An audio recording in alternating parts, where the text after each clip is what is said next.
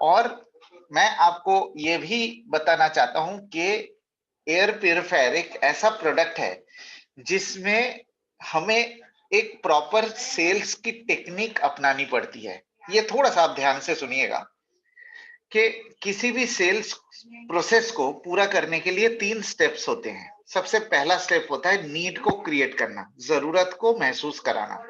दूसरा स्टेप होता है कि सॉल्यूशन देना कि हाँ, मैंने नीड को क्रिएट कर दिया है, तो अब उसका सॉल्यूशन क्या है, किस तरीके से हमारा प्रोडक्ट काम करता है। और तीसरा प्रोसेस है उसका प्रूफ दिखाना कि हाँ, हमारा प्रोडक्ट किस तरीके से बाकी प्रोडक्ट जो मार्केट में अवेलेबल है उससे बेटर है। तो खास करके एयर प्यूरिफायर के लिए ये बहुत जरूरी होता है कि हम ये 3 स्टेप्स को प्रॉपर तरीके से फॉलो करें। हमारी गलती ये होती है कि हम जब 3 स्टेप को फॉलो नहीं करते, हमें नाकामयाबी मिलती है और हम निराश होके उस बिज़नेस को ही छोड़ देते हैं। लेकिन आज मैं आपको प्रॉपर तरीके से बताऊँगा कि और आसान भाषा में बताने की कोशिश करूँगा कि किस तरीके से आप नीड को बेहतर तरीके से क्रिएट कर सकते हैं, सॉल्यूशन दे सकते हैं और आप अपने बिज़नेस और इनकम को बढ़ा सकते हैं। खास करके जो नीड क्रिएट करेंगे, उसको मैं अलग-अलग तरीके से क्रिएट करूँगा। लगभग 4-5 तरीके से मैं नीड को क्रिएट करके बताऊँगा आपको और ये भी बताऊँगा कि नीड क्रिएट करना बहुत ज़रूरी है। जब तक ना प्रॉपर तरीके से नीड क्रिएट होगा, कभी भी आप एयर प्यूरिफायर प्रमोट नहीं कर पाएँगे। ये आप मेरे से एकदम क्लियरली समझ लीजिए। नीड क्रिएट करना ज़रूरी है, मतलब ज़रूरत का एहसास दिलाना बहुत बहुत इम्पोर्टेंट है कि हम उनको ये बताएं कि हाँ, एयर प्यूरिफायर आपके लिए जरूरी है, आपके परिवार के प्रोटेक्शन के लिए जरूरी है। और कैसे करेंगे, मैं 4-5 तरीके से आपको बताऊंगा। लेकिन आप जरूर इस बात पे ध्यान दीजिए कि नीड को जब तक ना क्रिएट करेंगे तब तक आगे मत बढ़िए। आप सॉल्यूशन से शुरू मत करिए, आप प्रोडक्ट से शुरू मत करिए, क्योंकि जब तक ना नीड क्रिएट होगा तब तक उनको ये लगेगा कि हाँ, ये तो महंगा है, ये घर पे लगा लूंगा, बाहर जाऊंगा क्या करूंगा, ऐसे ऐसे बहुत सारे ऑब्जेक्शन का सामना करना पड़ता है। तो जब भी हम किसी से मिलते हैं तो बहुत कुछ कॉमन ऑब्जेक्शंस है जो लोग हमें बताते हैं, जैसे घर पे लगा लेंगे, बाहर जाएंगे क्या करेंगे, हमें अच्छी हवा की आदत पड़ जाएगी, हमें इम्यूनिटी कमजोर हो जाएगी। ऐसे कई तरीके के रेजिस्टेंस या हेजिटेशन हमें फेस करने को मिलता है। ठीक है ना? तो अब हम आपके स्क्रीन के ऊपर कुछ एग्जांपल्स दिखाएंगे। कुछ 1-2 मिनट के अंदर आपको मैं एक ऐसा तरीका बताऊंगा जिसके जरिए आप जो नेगेटिव आदमी है, जो एयर प्यूरिफायर को लेके नेगेटिव है, उसको कम से कम थोड़ा सा पॉजिटिविटी में कन्वर्ट कर सकते हैं। अब आपके स्क्रीन के ऊपर आप देखिए, एक गंदे नाली का फोटो है। मैं आपसे एक सवाल पूछना चाहता हूं कि जब हम किसी गंदे नाली से गुजरते हैं, जब हम किसी गंदे नाली को पार करते हैं, तो हमारी रिएक्शन क्या होती है, हम क्या करते हैं? आपने बिल्कुल सही कहा, बिल्कुल सही सोचा कि हाँ, हम नाक में रुमाल डाल देते हैं। अच्छा, आप देखेंगे कि मैं खुद ही सवाल पूछ रहा हूं और मैं खुद ही जवाब दे रहा हूं, क्योंकि जितने भी लोग मुझे सुन रहे हैं, मैं आपके साथ तो मैं इंटरैक्ट नहीं कर पाऊंगा, लेकिन क्या करूंगा, मैं खुद सवाल पूछूंगा और खुद जवाब दूंगा। और आप सवालों पे भी ध्यान दीजिए और जवाब पे भी ध्यान दीजिए, ताकि आपको पता लगेगा कि आप अगर किसी से मिलने जा रहे हैं, किसी से बातचीत करेंगे, तो किस तरीके से आप बातचीत कर सकते हैं। ये आपको आपको मैं बताने की कोशिश करूंगा। ठीक है? जैसे स्क्रीन के ऊपर आपको दिखाई दे रहा है, गंदे नाली का फोटो है। जब हम किसी गंदे नाली से गुजरते हैं तो हमारी रिएक्शन क्या होती है? हम नाक में रुमाल डाल देते हैं, या हम सांसों को रोकने की कोशिश करते हैं, या तो हम सांसों के बीच में गैप को बढ़ा देते हैं। ये नॉर्मल हमारी रिएक्शन होती है। तो ये हम किस लिए करते हैं?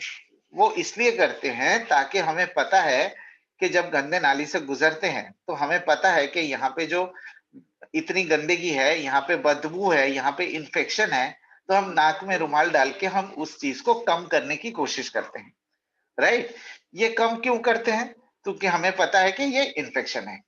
अब आप ये सोचिए कि एयर प्यूरिफायर भी हमारे घर पे ठीक इसी तरीके से काम करता है। आप इस बात को ध्यान से सुनिएगा। गंदे नाली के पास से जब गुजरते हैं, हमें पता है कि 1-1.5 मिनट का समय लगेगा। मान लीजिए 1-1.5 मिनट का समय लगता है। हम सांसों को रोक के पार नहीं कर सकते, राइट? हमें सांसें तो लेनी है, राइट? लेकिन हम क्या कोशिश करते हैं? हम कम से कम करने की कोशिश करते हैं। ठीक उसी तरीके से आप ये समझ लीजिए कि जिस समय हम 24 घंटे में 11,000 लीटर हवा हमारे सांसों के जरिए शरीर के अंदर जाते हैं। 11,000 liters of air passes through our lungs every day. 11,000 liters. अब ये जो 11,000 लीटर है, हम कई अलग-अलग जगहों में सांस लेते हैं और हमारे लिए ये पॉसिबल नहीं है कि हम एयर प्यूरिफायर को हमेशा साथ में लेके घूमें और ना कि हमें जरूरत है। लेकिन आप एक बात बताइए, कौन सी ऐसी जगह है जहां पे हम सबसे ज्यादा समय रहते हैं? बेडरूम एक ऐसी जगह है जहां पे हम सबसे ज्यादा समय रहते हैं। मतलब आप अगर 24 घंटे का रूटीन आप देखेंगे, मतलब किसी का भी, छोटे बच्चों से लेके बड़े बुजुर्ग तक, बेडरूम एक ऐसी जगह है जहां पे 8 से 10 घंटे हम रहते हैं ऑन एन एवरेज, राइट? अब अगर बेडरूम में हम अपने प्यूरिफायर को इस्तेमाल करते हैं, राइट, तो 8 से 10 घंटे जो हम एक बेहतर हवा में सांस लेंगे, उस वजह से क्या होगा कि 24 घंटे में, मान लीजिए, आप गंदे नाली वाला एग्जाम्पल ध्यान रखिएगा, 24 घंटे में मान लीजिए हमें 10 सिगरेट जितना नुकसान पहुंचाता है। मतलब 11,000 लीटर हवा 24 घंटे में अगर 10 सिगरेट जितना नुकसान पहुंचाता है, बेडरूम के अंदर एयर प्यूरिफायर लगा के और 8 से 9 घंटे हम साफ हवा में रहकर उस 10 सिगरेट को 5 सिगरेट में कम कर सकते हैं, रिड्यूस कर सकते हैं। उम्मीद करता हूं मैं आपको ये कॉन्सेप्ट मैं समझा पाया। एक बार दोहरा देता हूं, कुछ लोग ज्वाइन कर रहे हैं अभी भी। तो जब हम किसी गंदे नाली के पास से गुजरते हैं, तो हम सांसों को रोकने की कोशिश करते हैं, नाक में रुमाल लगा देते हैं। वो इसलिए करते हैं ताकि हम गंदगी को कम कर सके, राइट? ठीक उसी तरीके से 24 घंटे हम लगातार सांस लेते हैं, अलग अलग जगहों पे सांस लेते हैं। लेकिन अगर हम बेडरूम एक ऐसी जगह है जहां पे हम 8 से 10 घंटे रहते हैं ऑन एन एवरेज। अगर हम बेडरूम में एयर प्यूरिफायर को लगाते हैं और 8 से 10 घंटे हम एक बेहतर हवा में सांस लेते हैं, तो 24 घंटे में 11,000 लीटर के जरिए मान लीजिए 10 सिगरेट जितना नुकसान हमारे शरीर को पहुंचता है। तो बेडरूम में प्यूरिफायर को इस्तेमाल करके साफ हवा में रह के हम 10 सिगरेट को 5 सिगरेट में रिड्यूस कर सकते हैं। यह है कॉन्सेप्ट एयर प्यूरिफायर का। मेरे कहने का मतलब है कि जब भी हम किसी से मिलते हैं, हमें कई तरीके के ऑब्जेक्शन का सामना करना पड़ता है कि घर पे तो लगा लेंगे, बाहर जाएंगे क्या करेंगे? अरे नहीं यार, एयर प्यूरिफायर कहाँ लगाएंगे? हमें अच्छी हवा की आदत पड़ जाएगी, हमारी इम्यूनिटी कमजोर हो जाएगी। ऐसे कई तरीके से हमें ऑब्जेक्शन का सामना करना पड़ता है। तो ये जो एग्जाम्पल मैंने आपको बताया अभी 2 मिनट के अंदर, अगर किसी को एक पॉजिटिव फ्रेम ऑफ माइंड में लाना है, अगर किसी को एक ऐसे मोल्ड में लाना है कि हाँ अब एयर प्यूरिफायर के बारे में जानेंगे, सुनेंगे, तो ये एग्जाम्पल जरूर दीजिए आप। मतलब किसी से भी बातचीत की अगर शुरुआत करनी है और उनके माइंड में एयर प्यूरिफायर को लेके नेगेटिविटी है, तो ये वाला एग्जाम्पल देके आप शुरुआत करिए। उम्मीद करता हूं कि मैं आपको ये कॉन्सेप्ट में समझा पाया। ये बहुत इंपॉर्टेंट है, ये आप ये कॉन्सेप्ट समझ लीजिए तो कम से कम इससे क्या होगा कि वो सुनने के लिए तैयार होंगे, एयर प्यूरिफायर के बारे में सुनने के लिए तैयार होंगे। तो ये एक तरीका है जिससे कि आप नेगेटिविटी को पॉजिटिविटी में कन्वर्ट कर सकते हैं और एयर प्यूरिफायर को लेके एक पॉजिटिव एनवायरनमेंट, पॉजिटिव वातावरण क्रिएट कर सकते हैं। ठीक है? तो दूसरा तरीका यह है कि एयर प्यूरिफायर को दो तरीके से प्रमोट की जा सकती है। एक है पोल्यूशन का तरीका, दूसरा है हेल्थ का तरीका। आप मुझे ध्यान से सुनिएगा। अच्छा, जो मैंने अभी आपको टॉयलेट वाला एग्जांपल दिया था, सॉरी गंदे नाली वाला एग्जांपल दिया था, अब ये जो अब मैं बताने वाला हूं, ये आपको मदद करेगा आपके बिजनेस को मल्टीप्लाई करने में। मतलब अगर आप चाहते हैं कि एयर प्यूरिफायर को हर घर में, हर शहर में पूरे साल प्रमोट कर सके, मतलब हर महीने, हर घर में, हर शहर में अगर आप एयर प्यूरिफायर प्रमोट करना चाहते हैं, तो आप अगले 5 से 7 मिनट मुझे ध्यान से सुनिए। एयर प्यूरिफायर प्रमोट करने के दो तरीके हैं। एक है एयर पोल्यूशन, मतलब एयर पोल्यूशन के बारे में हम सुन सकते हैं, एयर पोल्यूशन के बारे में हम पढ़ सकते हैं, लेकिन एयर पोल्यूशन हमें दिखाई नहीं देता। तो आप कभी ये गलती मत करिए, क्योंकि एयर पोल्यूशन के बारे में अगर आप बात करेंगे और एयर प्यूरिफायर की अगर नीड को क्रिएट करने की कोशिश करेंगे तो आपकी डिस्कशन तो बहुत अच्छी होगी, बहुत लंबा डिस्कशन चलेगा एयर पोल्यूशन के बारे में, चूंकि बहुत सारे न्यूज़पेपर्स ऐसे हैं जहां पे एयर पोल्यूशन के बारे में छापे जाते हैं। लेकिन अनफॉर्चुनेटली चूंकि एयर पोल्यूशन हमें दिखाई नहीं देता, हाँ, तो उस वजह से क्या होगा कि क्योंकि वो दिखाई नहीं देता तो लोगों को ये लगता है कि इतना डेंजर नहीं है, इतना खतरा नहीं है, तो डिस्कशन तो होता है लेकिन सेल्स में कन्वर्ट नहीं हो पाती। लेकिन मैं आपको अगले 5-7 मिनट में एक ऐसा तरीका बताऊंगा जिसके जरिए आप हर महीने, हर शहर में, हर घर में एयर प्यूरिफायर प्रमोट कर सकते हैं। उम्मीद करता हूं आप सुनना चाहेंगे। चलिए, तो आपके स्क्रीन के ऊपर कुछ रेस्पिरेटरी सिम्टम्स के नाम लिखे गए हैं, मतलब सांसों से रिलेटेड जो बीमारी के नाम कुछ लिखे गए हैं, जैसे साइनस है, थ्रोट इन्फेक्शन है, कॉमन फ्लू, इन्फ्लुएंजा, सर्दी, जुकाम, ब्रोंकाइटिस, एस्मा और एलर्जी। आपसे मेरा एक सिंपल सा सवाल है, क्या आपको ये नहीं लगता कि ये जितने भी बीमारी है, ये जितने भी रेस्पिरेटरी सिम्टम है, ये पिछले 1-2 साल में बहुत ज्यादा बढ़े हैं? यस और नो? आपका आंसर जरूर होगा यस, क्योंकि आप चाहे इंडिया के किसी भी शहर में जाए, किसी भी आदमी से पूछे कि ये सिम्टम्स बढ़े हैं, आपको जवाब यही मिलेगा कि हाँ, बढ़े हैं। हर शहर में, हर गांव में ये जो सिम्टम्स है ये बढ़े हैं। अब मेरा आपसे दूसरा सवाल यह है कि ये जो सिम्टम्स है, इनसे कौन से एज ग्रुप के लोग ज्यादा अफेक्टेड हैं?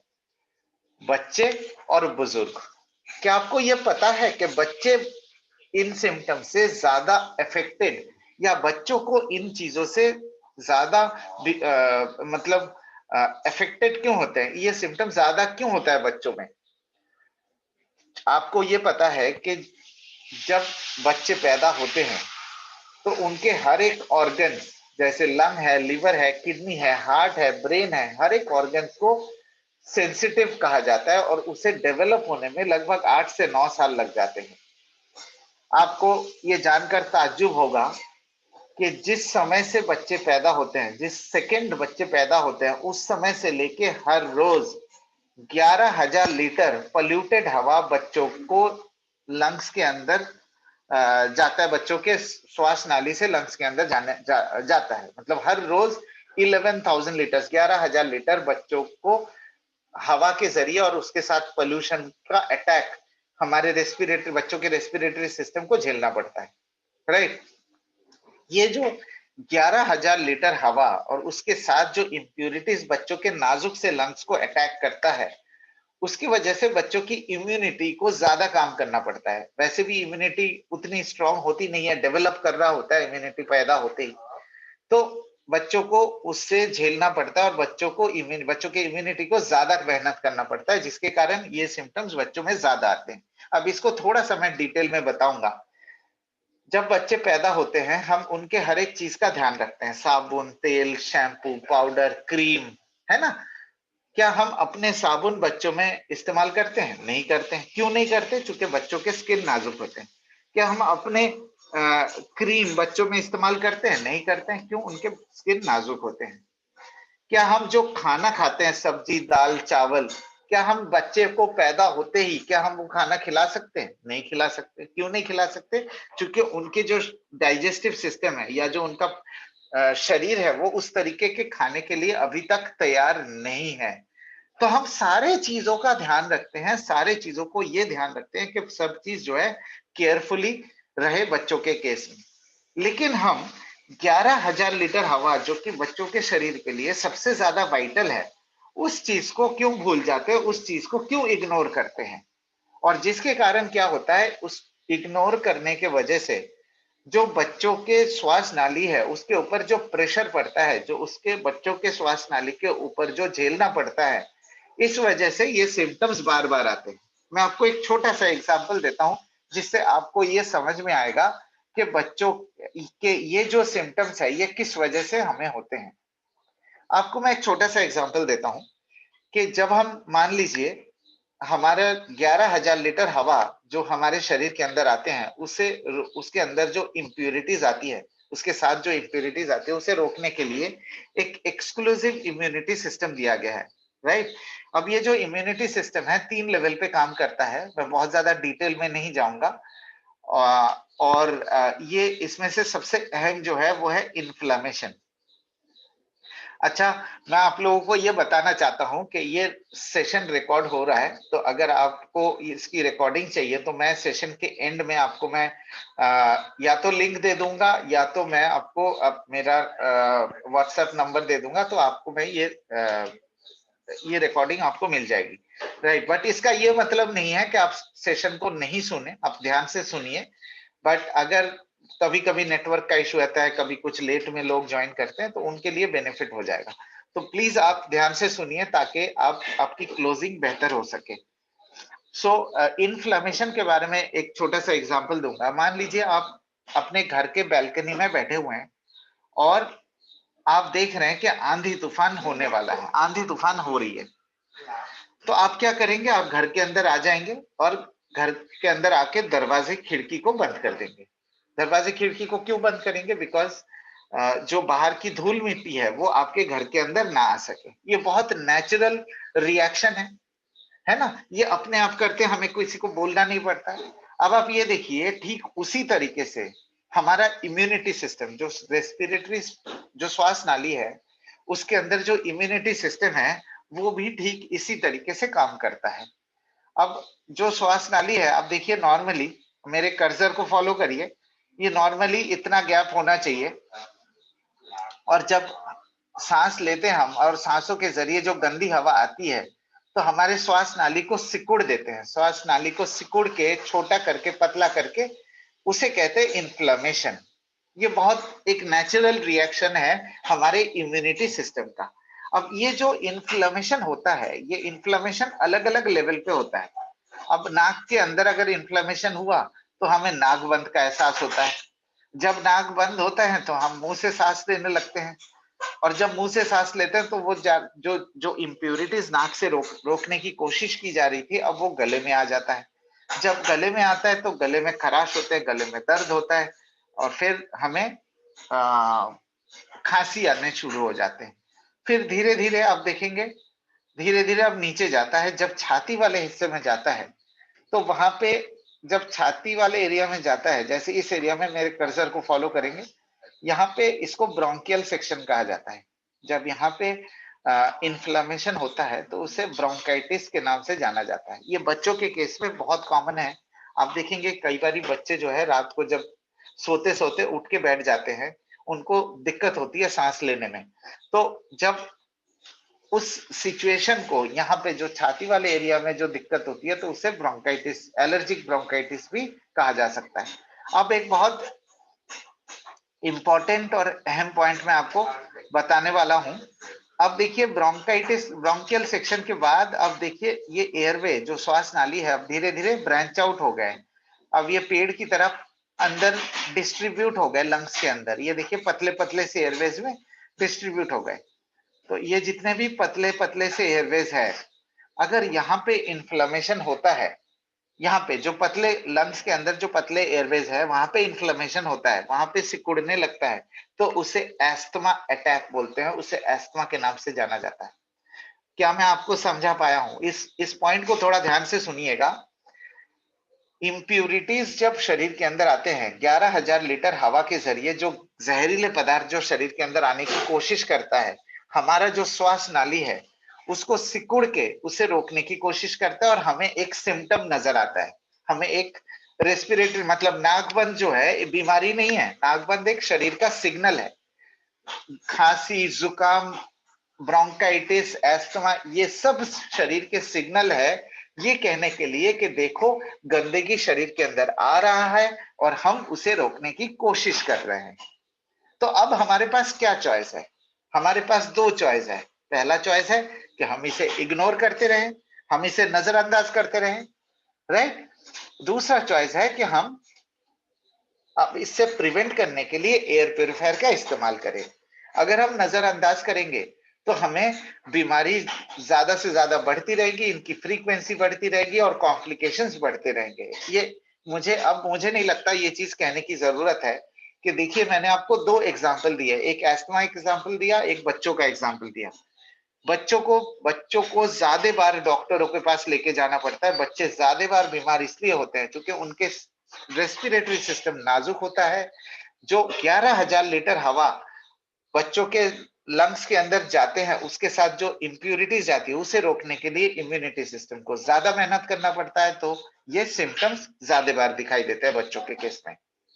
एस्थमा जो कि इतना कॉम्प्लिकेटेड रेस्पिरेटरी सिम्टम है, उसके लिए कितनी तकलीफ उठानी पड़ती है लोगों को। अब देखिए, जो एस्थमा जो है वो लास्ट लेवल ऑफ इन्फ्लेमेशन है। वो बहुत, मतलब अब इसके बाद जो है वो सीधे सीधे लंग्स के अंदर इम्प्यूरिटीज चली जाएगी। वो आखिरी बार कोशिश करता है हमारा इम्यूनिटी सिस्टम, जो एस्थमा अटैक है इसका मतलब वो आखिरी बार कोशिश करता है कि वो इम्प्यूरिटीज को लंग्स तक पहुंचने में रोक सके। लेकिन हम दवाई लेके उसको भी वो कर लेते हैं। सांस तो ले सकते हैं, एस्थमा तो टेम्पररीली ठीक हो जाती है, लेकिन उसके लॉन्ग टर्म साइड इफेक्ट रह जाते हैं और ज्यादा कॉम्प्लिकेशन बढ़ जाते हैं। राइट? तो उम्मीद करता हूं कि मैं आपको ये कॉन्सेप्ट में समझा पाया।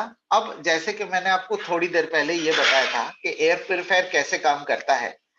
24 घंटे में 11,000 लीटर हवा हम सांसों के जरिए लेते हैं, और बेडरूम एक ऐसी जगह है जहां पे हम 8 से 9 घंटे रहते हैं।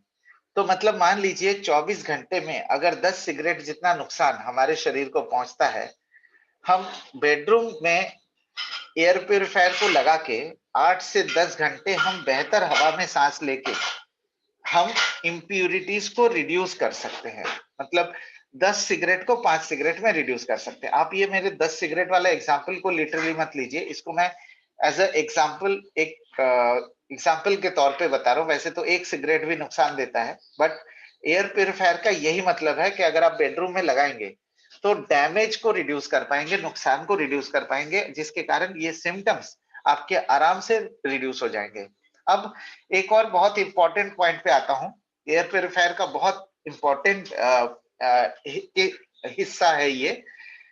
जैसे देखिए, हम जब कोई भी चीज खरीदते हैं, कोई भी सामान खरीदते हैं, उसमें हमें इमीडिएट रिजल्ट मिलता है। मान लीजिए मोबाइल फोन लिया आपने, मोबाइल फोन में सिम कार्ड लगाया तो आप कॉल कर सकते हैं, आप मैसेज कर सकते हैं, आप व्हाट्सएप कर सकते हैं, वगैरह वगैरह।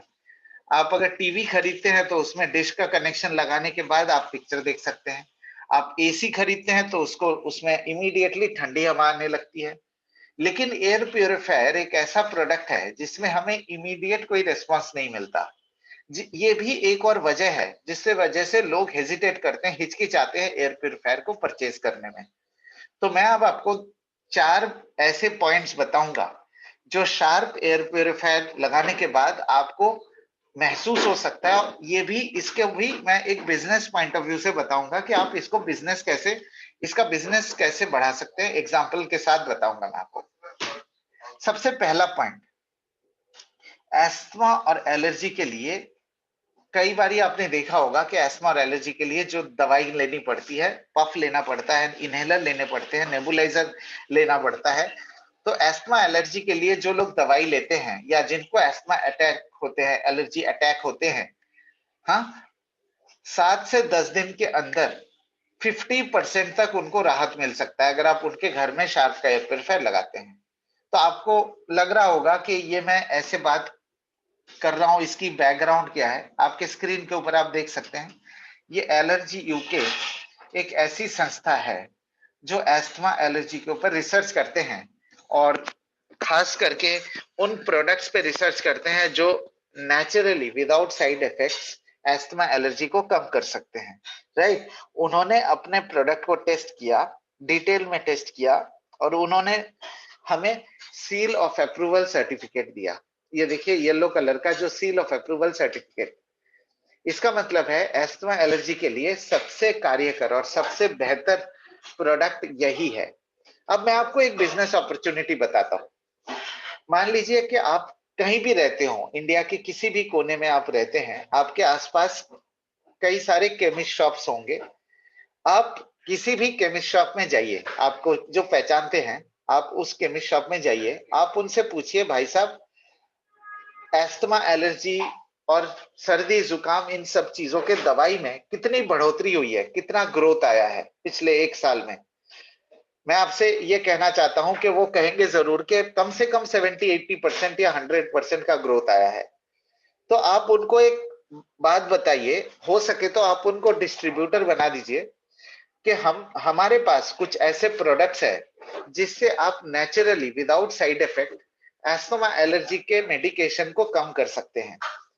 तो क्या आप उनसे पूछिए, क्या आप हमारे लिए काम करेंगे कि जो भी एस्थमा और एलर्जी के दवाई खरीदने आते हैं आपसे, उनका नाम और टेलीफोन नंबर आप उनसे ले लीजिए, है ना।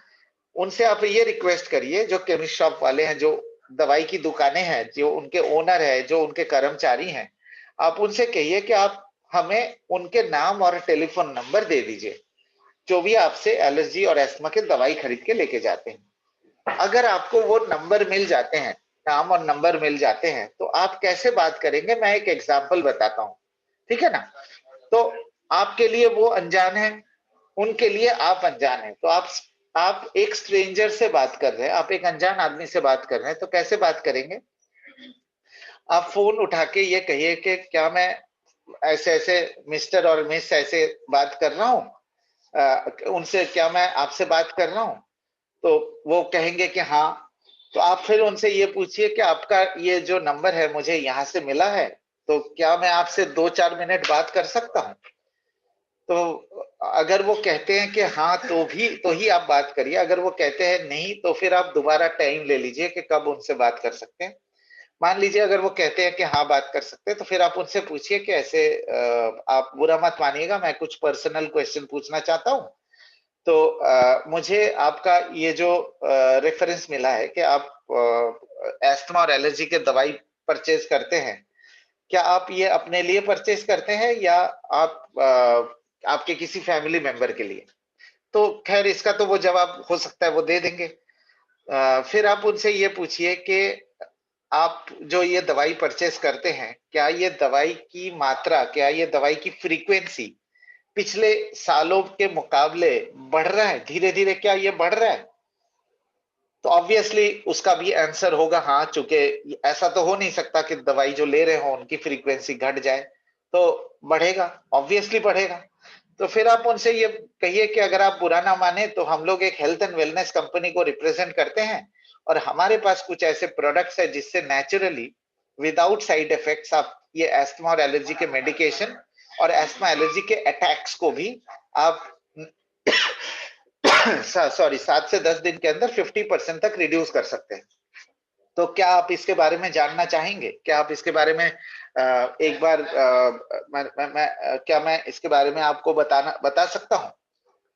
तो ऑब्वियसली अगर आप ये कहेंगे किसी से जो दवाई लेने में तो किसी को खुशी नहीं होती, और एस्थमा अटैक से जितना तकलीफ होता है वो जानते हैं और उनके घर वाले जानते हैं, तो ऑब्वियसली वो कहेंगे कि हाँ ठीक है आप बताओ।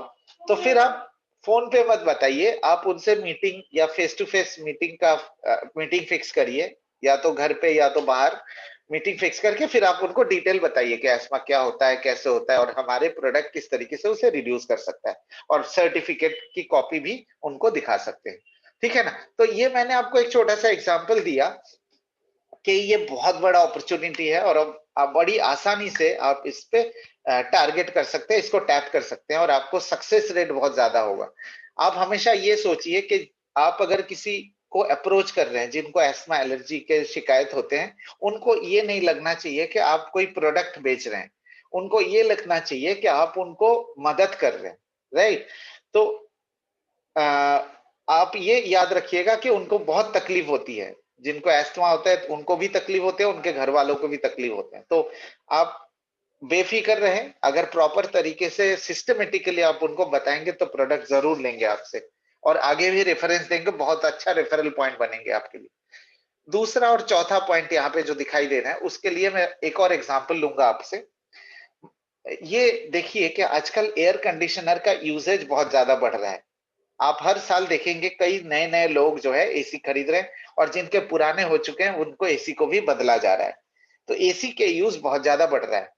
तो अगर खास करके ऐसे घरों में आप जाते हैं जिनके घर में एसी लगा हुआ है, तो आप उनके घर में जाके आप उनसे ऐसे डायरेक्टली मत पूछिए, थोड़ा सा घूम घाम के आप ये पूछिए कि सर आप अगर बुरा ना माने तो कुछ सवाल आपसे मैं पूछना चाहता हूं कि जब आप एसी कमरे में सो के उठते हैं, तो क्या आपको या आपके किसी फैमिली मेंबर को सर में भारीपन, नाक बंद, गले में खराश या सुबह उठ के छींकने की शिकायत होती है? मैं आपको ये कहना चाहता हूं कि जितने भी लोग एसी कमरे में सोते हैं, कम से कम 70-80% लोगों को ये शिकायत होती है, चाहे फ्रीक्वेंसी कोई भी हो। किसी को हफ्ते में 1 बार होता है, किसी को हफ्ते में 2 बार, किसी को महीने में 1 बार। फ्रीक्वेंसी मैटर नहीं करता, मैटर ये करता है कि ये सिम्पटम्स होते हैं। और आपको अब तो ये पता है कि अगर हम ये सिम्पटम्स को इग्नोर करेंगे, तो ये सिम्पटम्स दिन ब दिन बढ़ते जाएँगे और हो सकता है और ज़्यादा कॉम्प्लिकेट हो जाए। तो आप उनसे ये कहिए कि अगर वो कहते हैं कि हाँ, होता तो है, फिर आप उनसे पूछिए कि किनको होते हैं और कितनी फ्रीक्वेंटली होते हैं। तो क्या इस चीज की फ्रीक्वेंसी बढ़ रही है? अगर ये बढ़ रहे हैं तो क्या आप इसको घटाने के लिए कुछ करना चाहेंगे? इस तरीके से आप बातचीत करिए, है ना? तो मेरे सवाल और मेरे जवाब से आपको ये पता चल चुका होगा कि कन्वर्सेशन किस तरीके से की जाए। तो ये भी एक और तरीका है जिससे आप नीड को क्रिएट कर सकते हैं। तो जैसे मैंने आपको शुरुआत से प्रेजेंटेशन के शुरू में कहा था कि मैं नीड क्रिएशन के बारे में ज्यादातर बताऊंगा, मतलब डिटेल में बताऊंगा कि कई अलग-अलग तरीके से कैसे आप नीड को क्रिएट कर सकते हैं। तो मैंने 4 एग्जांपल दिए, एक बार समराइज कर लेते हैं। कि मैंने आपको 4 एग्जाम्पल दिया। एक एग्जाम्पल दिया गंदे नाली का, जिससे कि आप एक बहुत जल्दी अगर 2-3 मिनट के अंदर किसी को बताना है कि कैसे आप एयर प्यूरीफायर आपका काम करता है, एयर प्यूरीफायर कितना ज़रूरी है हमारे लिए, ये बता सकते हैं कि जैसे नाक में रुमाल डाल देते हैं, एयर प्यूरीफायर से गंदगी को कम कर सकते हैं, 10 सिगरेट, 5 सिगरेट।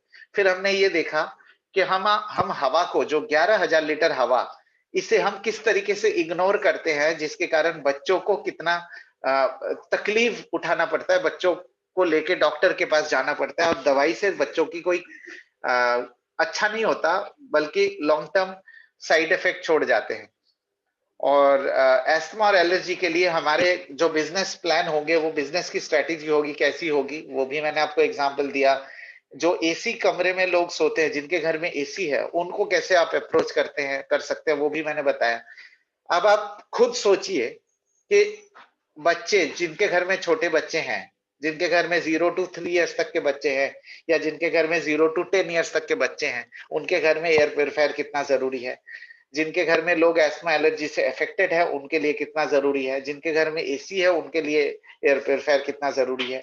और साथ के साथ खास करके बच्चों के केस में हम जो जो प्रेग्नेंट लेडीज भी है जिनके घर में बच्चे आने वाले हैं, तो आपके सामने आप देख सकते हैं कि अगर आप अपने घर में जहां भी रहते हैं, अगर आप 1 किलोमीटर का दायरा भी देखेंगे, अगर 1 किलोमीटर के दायरे में कितने सारे ऐसे लोग होंगे जो इस कैटेगरी में आते हैं। तो बिजनेस का कोई एंड नहीं है, बिजनेस लिमिटलेस बिजनेस है, बहुत बड़ा बिजनेस अपॉर्चुनिटी है आपके सामने। बस आप प्रेजेंटेशन के स्टेप्स को फॉलो करिए, पहले नीड को क्रिएट करिए, फिर सोल्यूशन दीजिए और फाइनली प्रूफ के बारे में बताइए कि हमारा प्रोडक्ट बाकी ब्रांड से बेहतर कैसे। तो वो पॉइंट मैं आपको अभी बताने वाला हूं, बहुत सिंपल तरीके से बताऊंगा कि मैं आपको बस इतना ही बताना चाहता हूं कि जब भी एयर प्योरीफायर को लेके कोई आपसे कंपैरिजन करे, आपसे बताए कि देखो आपका प्रोडक्ट तो 18.5 क्या है, लेकिन मार्केट में तो 8-9 हजार रुपए में एयर प्योरीफायर मिल जाते हैं, तो आपका प्योरीफायर क्यों खरीदें? तो जब भी आपके सामने इस तरीके का सवाल आए, सबसे पहले तो आप उनको ये फिक्स करिए कि देखिए आप एयर प्योरीफायर खरीद क्यों रहे हैं। पहले तो ये तय कर लीजिए कि एयर प्योरीफायर क्यों खरीद रहे हैं। एयर प्योरीफायर आप इसलिए खरीद रहे हैं ताकि जो बीमारी है, जो रेस्पिरेटरी सिम्टम्स है, जो सांसों से रिलेटेड बीमारी है, उसको कम कर सके और अपने परिवार को, अपने फैमिली को, अपने बच्चों को प्रोटेक्ट कर सके आगे आने वाले बीमारियों से। ये है ऑब्जेक्टिव एयर प्योरीफायर खरीदने का। अब आपके पास 2 ऑप्शन है। पहला ऑप्शन ये है कि शार्प कंपनी का, शार्प और वेस्टीज का, जिसमें आपको जो प्रोडक्ट मिलता है वो सर्टिफाइड होता है 33 लैब्स द्वारा। मतलब जो भी चीजें हम क्लेम कर रहे हैं, आप अपने स्क्रीन के ऊपर देख सकते हैं 155 पेज का डॉक्यूमेंट।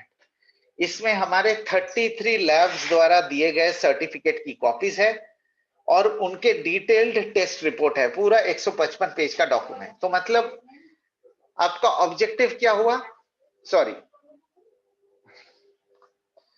एयर प्योरीफायर खरीदने के आपका ऑब्जेक्टिव क्या है कि नंबर 1, आप अपने रेस्पिरेटरी सिम्टम्स को, सांस से रिलेटेड बीमारियों को कम कर सके और आप अपने परिवार को प्रोटेक्ट कर सके, आगे आने वाले बीमारियों से प्रोटेक्ट कर सके और हेल्थ और वेलनेस आप अपने लिए ला सके।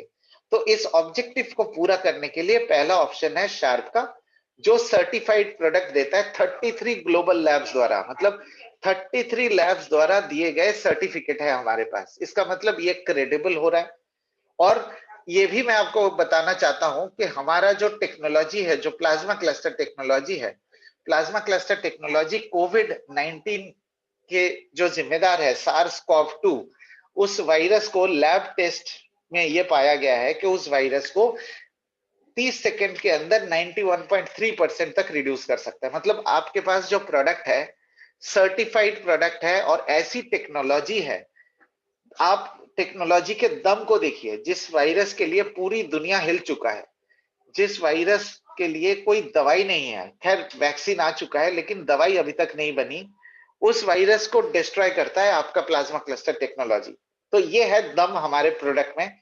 और दूसरी तरफ क्या है आपके पास, जो मतलब दूसरी तरफ दूसरे ब्रांड का प्रोडक्ट जो कैटलॉग में लिख चुका है, मतलब कैटलॉग में लिख के हाँ ये करता है कि आप उसको भरोसा करेंगे या आप उस प्रोडक्ट पे भरोसा करेंगे जो सर्टिफाइड है ना। तो ये अगर आपके सामने मैं एक बार और दोहरा देता हूं कि सिंपल तरीके से आप कंपटीशन की कैसे मात दे सकते हैं। सबसे पहले आप उनको ये बताइए कि प्यूरिफायर क्यों खरीद रहे हैं। आप अपने रेस्पिरेटरी सिम्टम्स को रिड्यूस करने के लिए। अब उसको रिड्यूस करने के लिए आपके पास दो ऑप्शन है। एक सर्टिफाइड वाला ऑप्शन है, जो ग्लोबली सर्टिफाइड प्रोडक्ट है, टेक्नोलॉजी सुपीरियर है, और दूसरा कैटलॉग में लिख के प्रोडक्ट बेच रहे हैं, उनके पास कोई सर्टिफिकेट नहीं है। क्योंकि एयर प्यूरिफायर आप बगैर सर्टिफिकेट के कैसे भरोसा कर सकते हैं, बिकॉज आपको उसके परफॉर्मेंस तो दिखाई नहीं देते, नजर नहीं आते।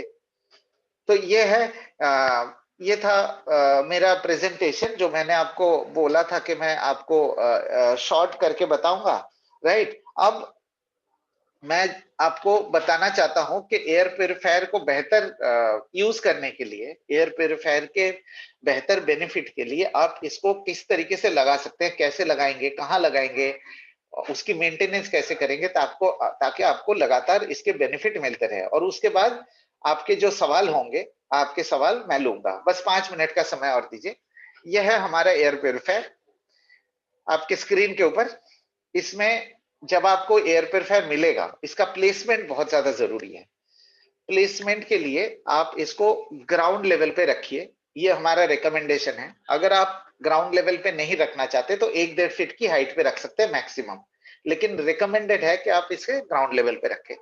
ये फ्रंट जो साइड है, फ्रंट साइड जो है रूम की तरफ होगा, और जो पीछे वाला हिस्सा दिख रहा है आपको, जो पीछे क्या होता है कि पीछे फिल्टर्स होते हैं, वो फिल्टर वाला साइड जो है दीवार की तरफ होगा, और दीवार से लगभग 1 फीट का गैप होना चाहिए, राइट।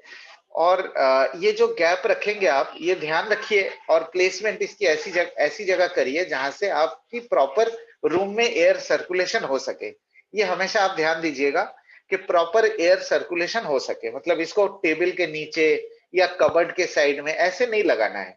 आप इसको ऐसी जगह लगाइए जहां रूम के हर कोने से आप इसे देख सकते हैं।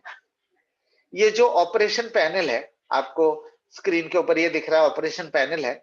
यहाँ पे फैन स्पीड मोड बटन है, एक मोड बटन है।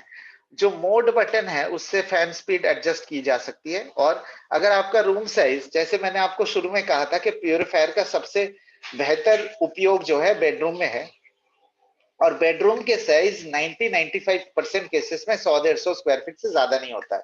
तो आपके पास बहुत बड़ा बिजनेस अपॉर्चुनिटी है।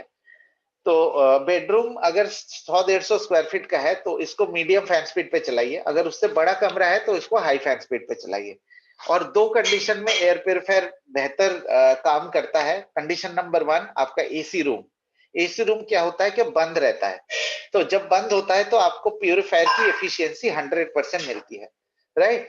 तो एसी रूम में आप उसकी प्लेसमेंट कहीं भी कर सकते हैं, किसी भी कोने में रख सकते हैं, बस ये ध्यान दीजिएगा कि प्रॉपर एयर सर्कुलेशन हो सके। और अगर आपका नॉन एसी रूम है, जैसे कि हम एसी को तो पूरे साल नहीं चलाते, एसी को लगभग 5 से 6 महीना ऑन एन एवरेज चलता है, कुछ कुछ जगह ऐसी है जहां पे ज्यादा चलते हैं, बट अगर आपका एसी नहीं चल रहा है और आपके खिड़की और दरवाजे दोनों खुले हैं, तो उस कंडीशन में एयर प्यूरिफायर काम नहीं करेगा। मतलब दोनों अगर खुला है तो क्रॉस वेंटिलेशन हो रहा है, तो उसमें एयर प्यूरिफायर काम नहीं करेगा। लेकिन अगर मान लीजिए आपका अगर खिड़की बंद है, दरवाजे खुले हैं, तो उस कंडीशन में आप प्यूरिफायर को खिड़की के आसपास रखिए, और अगर दरवाजा बंद है, खिड़की खुला है, तो उस कंडीशन में प्यूरिफायर को दरवाजे के आसपास रखिए। तो अगर बंद कमरे में एफिशिएंसी 100% है, तो अगर पार्शियली खुला हुआ है, जैसे दरवाजे या खिड़की खुले हुए हैं, तो उस केस में आपको 85 टू 90% एफिशिएंसी मिलेगी। ठीक है, अब हम देखते हैं कि इसकी साफ सफाई और मेंटेनेंस किस तरीके से की जाएगी। ये देखिए, ये 3 फिल्टर्स होते हैं, जो पीछे की साइड जो मैंने आपको बताया, जो दीवार की तरफ होगा, उसमें ये 3 फिल्टर होते हैं। पहला फिल्टर है प्री फिल्टर। इसे ये जो प्री फिल्टर जाली, इसको आपको हफ्ते में एक बार वॉश कर सकते हैं। जो ये जाली है, प्लास्टिक की जाली होती है, इसको आप वॉश कर सकते हैं हफ्ते में एक बार। जब आप इसे वॉश करेंगे तो ये दोनों जो फिल्टर है, कार्बन फिल्टर और हेपा फिल्टर, इसको खोल के भी झाड़ लीजिएगा। जब आप हेपा फिल्टर को निकालेंगे, हाँ, एक और चीज ध्यान दीजिएगा, जब आप इसको पहली बार लगाएंगे तो ये हेपा फिल्टर के ऊपर पन्नी चढ़ी होती है, प्लास्टिक चढ़ा होता है, तो प्लास्टिक को निकाल के आप इसे लगाइए। और हेपा फिल्टर में डायरेक्शन होता है। हेपा फिल्टर में ये देखिए, व्हाइट कलर का जो टैग है, उस टैग, ये टैग आपकी तरफ रहेगा, है ना। ये आपकी तरफ होना चाहिए इस टैग को। और उसका डायरेक्शन हमेशा ध्यान रखिएगा, उल्टा ना हो जाए, उल्टा हो जाएगा तो फिल्टर खराब हो जाए। तो हफ्ते में एक बार प्री फिल्टर को खोल के साफ करना है, वॉश कर सकते हैं, लेकिन कार्बन फिल्टर, हेपा फिल्टर को कभी भी वॉश नहीं करना है, उसको बस हल्का सा झाड़ पोछ कर देना है बस।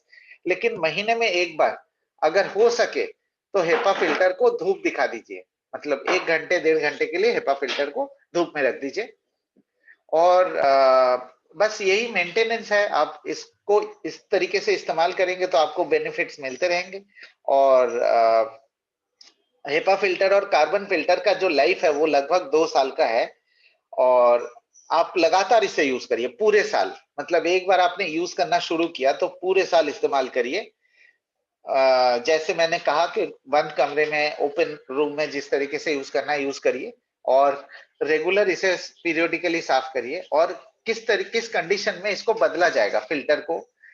मान लीजिए कि अगर फिल्टर में से स्मेल आ रहा है, मतलब जो हवा बाहर निकल रहा है एयर प्यूरिफायर से, अगर बदबू आ रही है और धूप में रखने के बाद भी अगर वो स्मेल नहीं जाता है, तो आपको फिल्टर्स बदल देने हैं। दूसरा कंडीशन ये है कि जब आप प्यूरिफायर को परचेज करते हैं और जो एयर प्रेशर रहता है उस समय, जो एयर का प्रेशर होता है, अगर वो एयर प्रेशर कम हो जाए, मतलब 50% तक रिड्यूस हो जाए एयर प्रेशर, तो उस दौरान आपको ये फिल्टर बदल देना है। मतलब एयर प्रेशर कम हो जाए तो बदल देना है, और स्मेल आ जाए तो बदल देना है। मतलब नॉर्मली रेटेड लाइफ 2 साल होता है, लेकिन आपको अगर जल्दी बदलना पड़े तो आप चिंता मत करिए, क्योंकि हेल्थ के लिए, आपके फैमिली के प्रिवेंशन के लिए, आपके फैमिली को प्रोटेक्ट करने के लिए सर्दी जुकाम से और रेगुलर रेस्पिरेटरी सिम्टम से ये बहुत ज्यादा अहम भूमिका निभाते हैं। तो इसके साथ मैं आज का प्रेजेंटेशन यहाँ पे मैं एंड करना चाहता हूँ।